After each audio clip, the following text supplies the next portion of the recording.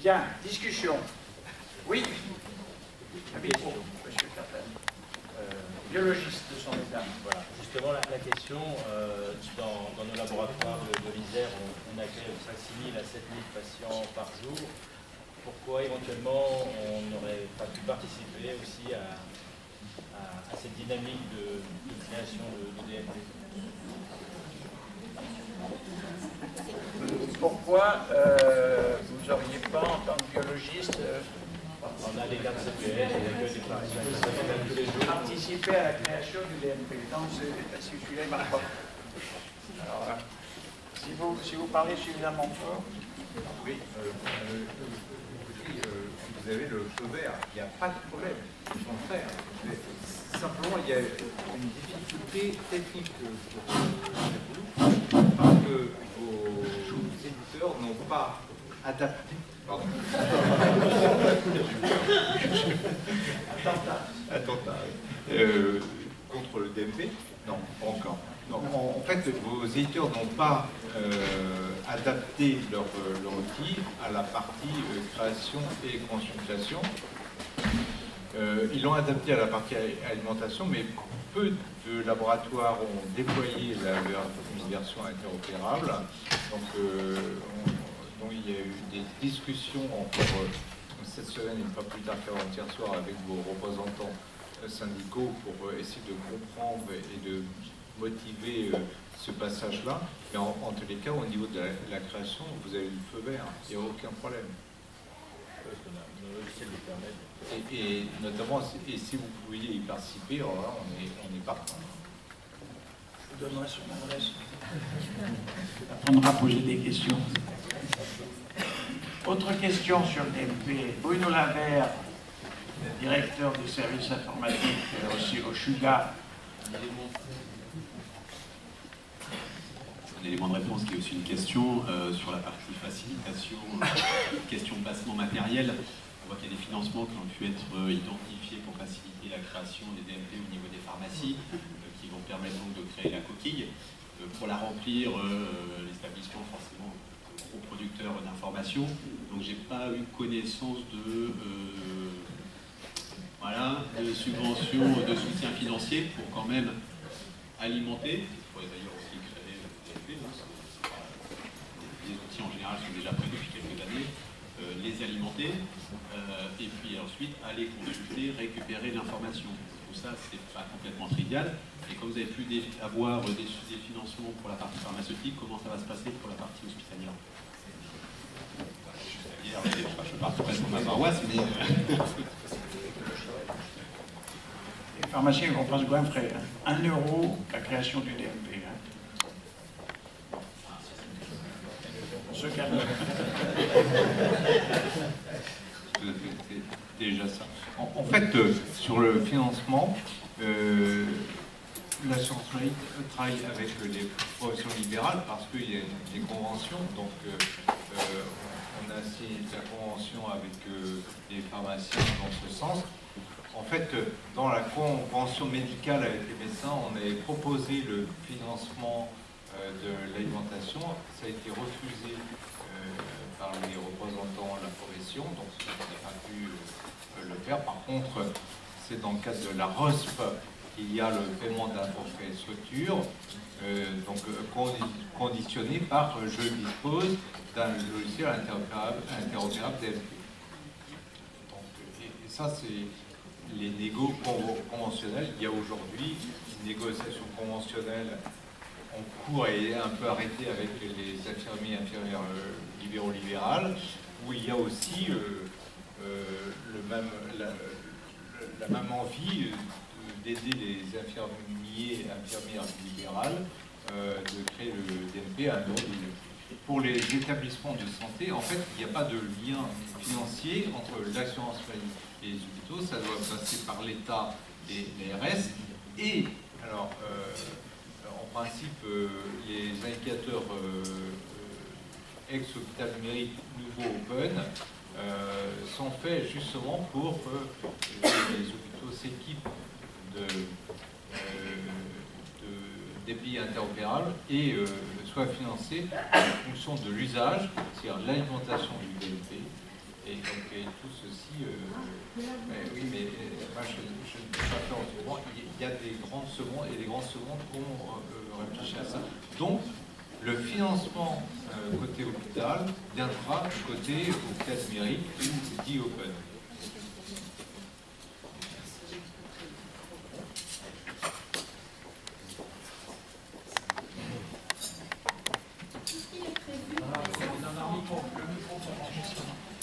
Qu'est-il prévu pour les enfants? Est-ce qu'on peut leur ouvrir un DMP? Ah oui, oui. Je l'ai pas dit dans l'introduction. C'est vrai qu'une limite du DMP précédent, c'est qu'on ne pouvait pas créer le DMP des enfants comme des ayants droit. Et depuis le mois de mai, c'est possible. Donc, et d'ailleurs, dans les accueils, vous le faites. Oui, venez nous voir. Donc ça, c'est une bonne idée. Pas de problème. Et en particulier, je suis en discussion avec l'ordre des sages-femmes, qui sont, parce que c'est une profession qui est partante et moteur, notamment pour voir avec elles comment créer le DMP de l'enfant dès la naissance. Alors, il y a un petit problème technique, c'est que pour créer le DMP, il faut le NIR. Et le NIR est obtenu au bout de 5 jours par l'INSEE, et 5 jours, la maman est partie, les bébés aussi. Alors par contre, on est en train de voir avec les sages-femmes, comme il y a une consultation obligatoire dans ce jour, j'ai oublié, pardon, de ne pas être au courant j'ai oublié ce genre de choses, mais il y a une consultation obligatoire. En fait, à l'occasion de la consultation obligatoire post-natale, la sage-femme pourra remplir et créer le DMP de l'enfant parce qu'on aura le NIR à ce moment-là. Là, je m'adresse au DP avec les vaccinations. Il y a un élément aussi qui doit permettre une création de DMP au niveau des enfants. C'est une opportunité. Si on l'a raté précédemment, le problème des vaccinations est un élément qui peut être intéressant. Oui. J'ai une question, mais ça n'a rien à voir avec ça. Non, mais le DP nous avait dit que vaccination, c'est plus 4 mois, mais c'est 21 ans. C'est un élément important qui figurera dans le DP. L'opportunité de vacciner, c'est un élément aussi. Sur cette partie vaccination, c'est le cas, ça a été mis en production, on va dire, en septembre 2016. On a déjà quasiment 10 millions de patients qui ont un vaccin dans leur DP. Et du coup, après, ça, en plus d'allonger cette historique, on va créer un service type pop-up, on va dire. C'est-à-dire que quand un patient va passer en officine, en fonction du calendrier vaccinal par rapport à la dispensation de vaccin qu'il lui a eu, ça déclenchera un message au pharmacien d'officine lui disant « Attention, ce patient, il ne s'est pas refait dispenser un vaccin alors qu'il est dans la période où il devrait avoir un rappel. » Sensibilisez-le pour qu'il aille voir son médecin, éventuellement se faire prescrire son vaccin s'il ne l'a pas eu. Donc la logique, ça a été allongé vraiment pour améliorer la couverture vaccinale. Autre question?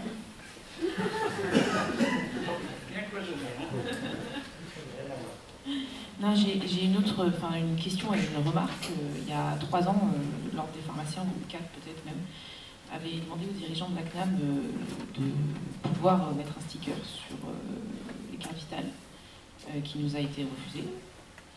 De ce que je comprends, donc aujourd'hui, on peut redemander une autorisation et on l'aura. En tout cas, pour le DMP. En fait, ce sont les éditeurs qui ont râlé et qui râlent sur le sticker. Mais en fait, parce qu'il ne faut pas que le sticker soit d'abord sur la puce, donc évidemment on ne va pas le faire, ni soit à gauche de la carte parce que c'est ce qui va dans le lecteur, et le bazar, c'est si le sticker se décolle de la carte, il reste dans le lecteur, ça fout en l'air le lecteur. Donc en fait, il faut mettre le sticker en bas à gauche, non, en bas à droite, pardon, contraire. Ne pas le mettre à gauche, parce que là, on se fait engueuler, mais le mettre à droite pour éviter qu'il se décolle dans le lecteur. C'est uniquement un problème technique. Pierre Nicodème, c'est pas la peine de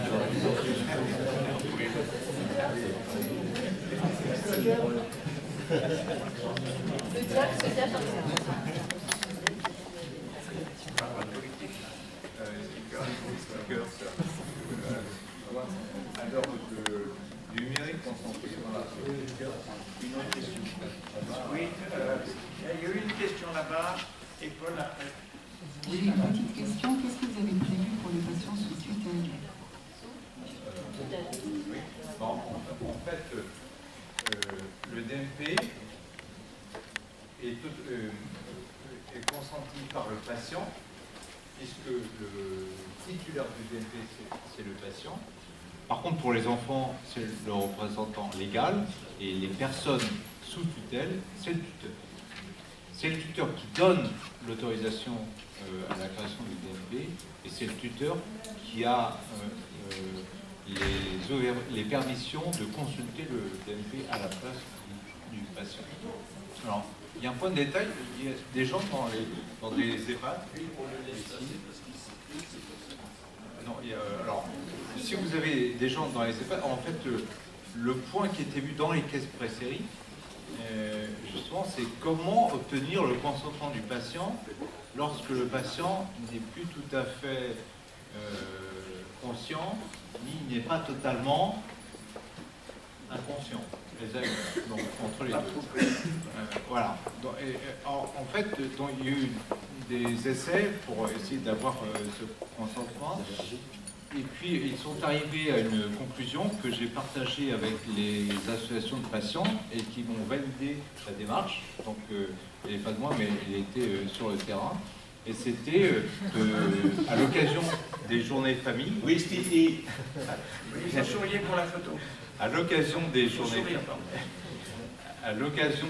famille, de demander à la famille l'autorisation d'ouvrir un DMP pour le patient, pour éviter tout recours après, mais par contre, de ne pas permettre à la famille, aux membres de la famille, de consulter le DMP, seul le patient ou le tuteur, dans le cas de tutelle, a l'autorisation de consulter le DMP.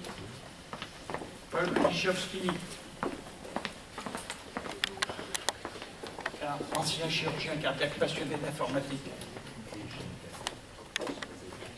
Comme le dit Jean Callot, je suis un ancien chirurgien de l'hôpital, donc ma réflexion n'est pas d'ordre mercantile. Néanmoins, je vous ai bien écouté, monsieur, et vous dites que lorsqu'un médecin va partir à la retraite, qu'il soit fonctionnaire ou peu importe, il va mettre donc les données dans le DMP pour les collègues. On prend donc la clientèle. Alors ça pose quand même un véritable problème, ce problème de DMP, qui n'est pas nouveau. Je ne veux pas parler pour les syndicats médicaux, mais quand même, si je mets quelque part toutes les informations que j'ai accumulées au cours de ma vie professionnelle et que je les mets à l'encontre, quelle est la valeur de mon bien, c'est-à-dire mon cabinet médical? Quelle est sa valeur? C'est proche de zéro. Donc il ne faut pas s'étonner. Il ne faut pas s'étonner s'il y a des déserts médicaux. Parce que je pense que tout le monde ici fait la relation très simple entre ces deux problèmes. On en parlera peut-être cet après-midi, mais je pense quand même que ça n'est jamais dit. Vous savez bien que les syndicats le disent, mais ça n'est jamais dit dans les réunions dites scientifiques, et c'est un point absolument fondamental. La valeur d'un cabinet médical, c'est la valeur des informations qui y sont. Si ces informations sont données à tout le monde, le cabinet médical ne vaut plus rien. Mais en revanche, alors, je comprends tout à fait la situation et votre problème. Par contre, je peux vous répondre deux choses. D'abord, c'est que la loi elle dit que le DMP est gratuit, et donc il n'est pas payant. Et d'autre part, effectivement, les données du DMP ne sont pas ouvertes à tout le monde, mais seul le patient et son équipe de soins a accès au DMP. Et donc, c'est bien pour les soins du patient, et c'est pas ouvert à la recherche. C'est pas Facebook. Il y a des conditions de sécurité très fortes qui empêchent l'exploitation des données. Oui, bien sûr, je vous réponds simplement, on ne peut pas avoir le beurre et l'argent du beurre. On ne peut pas avoir une médecine libérale et pas lui donner les moyens de fonctionner. Ouais. Moi, je suis hospitalier, je ne veux pas me battre pour le libéral. Je dis simplement que notre société actuellement est assise entre deux chaises, et notamment le DMP le démontre. C'est ça qui est intéressant dans le DMP, qui en plus est géré par l'assurance maladie. Donc, oui, on est complètement dans quelque chose d'organisé à l'échelle, peut-être pas de l'État, mais enfin, en tout cas, qui dépasse très largement la médecine libérale. Et donc je dis aujourd'hui que le DMP pose véritablement ce problème et qu'on ne peut pas, encore une fois, avoir le beurre et l'argent du beurre. Si vous voulez la médecine libérale, il faut lui donner les moyens. Les moyens, ils sont financiers. Donc on peut, enfin je le dis à tout le monde, mais je pense que ça c'est un véritable problème de société, c'est un choix. On peut très bien dire on va fonctionner comme ça. Mais ne croyons pas qu'avec le DMP, on va continuer à fonctionner comme on fonctionne. Voilà, c'est une révolution, le DMP, il faut le savoir, il faut bien le comprendre et bien le saisir dans l'ensemble du fonctionnement de notre société. Voilà, c'est aussi important que la révolution numérique, ça en fait partie, et c'est donc des problèmes fondamentaux de nos sociétés, ce n'est pas un problème technique à gérer par l'assurance maladie, c'est un problème fondamental de notre société, de tous les patients, des professionnels, etc., des politiques. C'est un problème général. Ça n'a jamais été posé véritablement comme ça. Paul, est-ce que quelqu'un qui n'écoute pas, tu entends là? Oui, oui. Non, c'est-à-dire quelqu'un qui vend son cabinet et qui a la possibilité de vendre avec tous les patients qui ont leur DMP, ça donne une valeur ajoutée quand même. Non. Moi, je reste persuadé que si. Non, c'est la fin de la médecine libérale. Donc, c'est une discussion qu'on aura en aparté. Une autre question. Alors, encore, oui, 2-3 questions. Alors après, on aura le docteur Herder qui vient de s'installer, qui va nous faire une démonstration d'un médecin traitant de terrain, les mains dans le cambouis, et qui va nous montrer comment on crée un DMP pour essayer justement de casser un petit peu cette espèce d'idée que c'est compliqué. Donc on a parlé d'1 minute 30 pour créer un DMP. Devant vos yeux, ce génie de l'informatique, médecin traitant, hein, on peut être les deux, va nous montrer comment on fait. Alors, une question, merci, suivez-moi. Bonjour, François Arbin. Bon, moi je suis pneumologue, j'organise beaucoup des bilans, des endoscopies. Et en fait, on a des problèmes un peu de... Quand on fait une endoscopie, on fait une espèce de checklist en fait avant l'examen pour savoir si le patient a des allergies, des traitements. Et en fait, il faut voir que l'activité médicale, en fait, elle est quand même bien organisée avec les soignants. Qui peut consulter le DMP, le TP? Est-ce que les soignants peuvent le consulter rapidement pour voir justement si l'interrogatoire du patient est en accord finalement avec la réalité? Est-ce que ça va être compliqué? Question pratique, je pense, l'utilisation du DMP, qui est, à mon avis, En fait, aujourd'hui, les conditions sont simples à exposer, parfois difficiles à mettre en œuvre. En fait, un professionnel de santé doit avoir sa carte CPS pour consulter. Donc tout PS qui a une carte CPS peut consulter le DMP. Pourquoi ça? Parce que c'est un système de tente à 2 facteurs, donc la carte et le code PIN. Et surtout, tout accès au DMP doit être tracé. Et donc, le patient peut voir dans son DMP qui a consulté son DMP tel jour, telle heure, pour voir quel document. Alors, par contre, pour les établissements de santé, à l'heure actuelle, je sais, on va en parler avec votre directive, mais il y a beaucoup d'établissements qui m'ont dit on ne va pas déployer les lecteurs de cartes CPS dans tous les établissements. Donc nous travaillons aujourd'hui avec les services techniques de la CNIL pour définir des systèmes d'information de niveau équivalent en sécurité, mais sans la carte CPS. D'ailleurs, à la PGSSIS, la politique générale de sécurité des systèmes d'information de santé, dit qu'on ne peut accéder aux données médicales qu'avec la carte CPS ou tout autre système équivalent. Mais il n'y a aucun défi, et par contre, on nous a demandé de travailler avec les éditeurs et les établissements de santé pour définir ce type de choses. Mais à l'heure actuelle, en tout cas, mis à part l'expérimentation que nous faisons avec 10 établissements, il faut une carte CPS.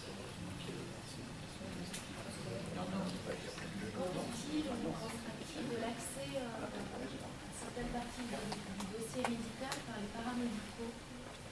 Alors, les paramédicaux, dès lors qu'ils ont une carte de CPS, donc kiné, infirmière, orthoptiste, enfin, tous les orthophonistes, ouais, tout à fait, tous les professionnels qui ont une carte CPS ont accès au DMP. En revanche,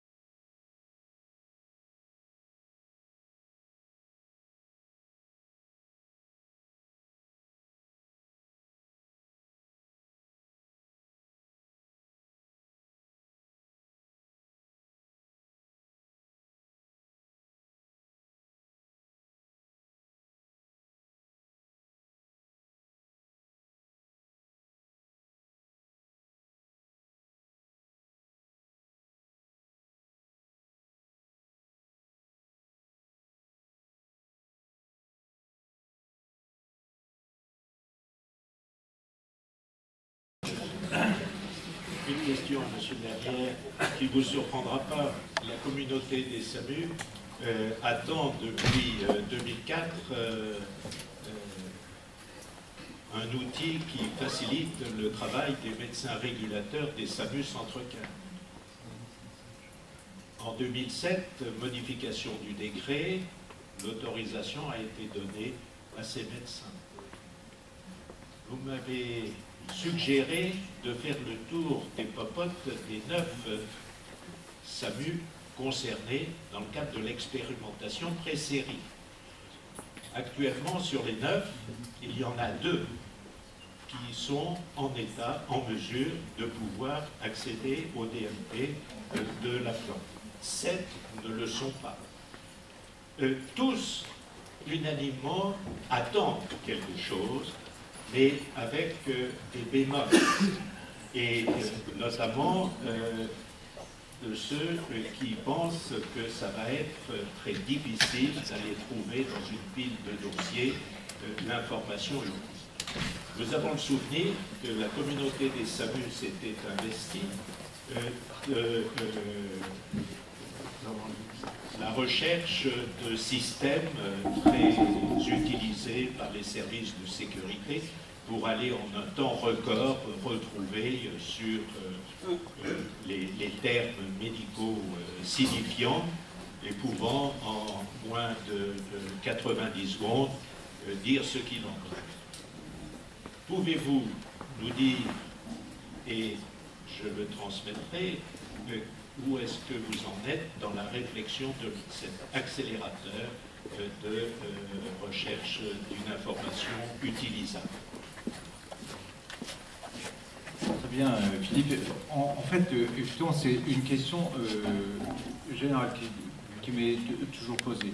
Et donc, alors, heureusement pour l'instant, le DMP ne souffre pas d'info-obésité. J'attends qu'on rajoute des documents dedans. Donc, mais par contre, le problème est posé. Et donc, des équipes donc, je suis en rapport avec des équipes de recherche, notamment à l'Institut à Paris, qui a mis au point des moteurs de recherche et des procédures de résumé d'information des gros dossiers médicaux en cancéro, qui sont importants. Et puis,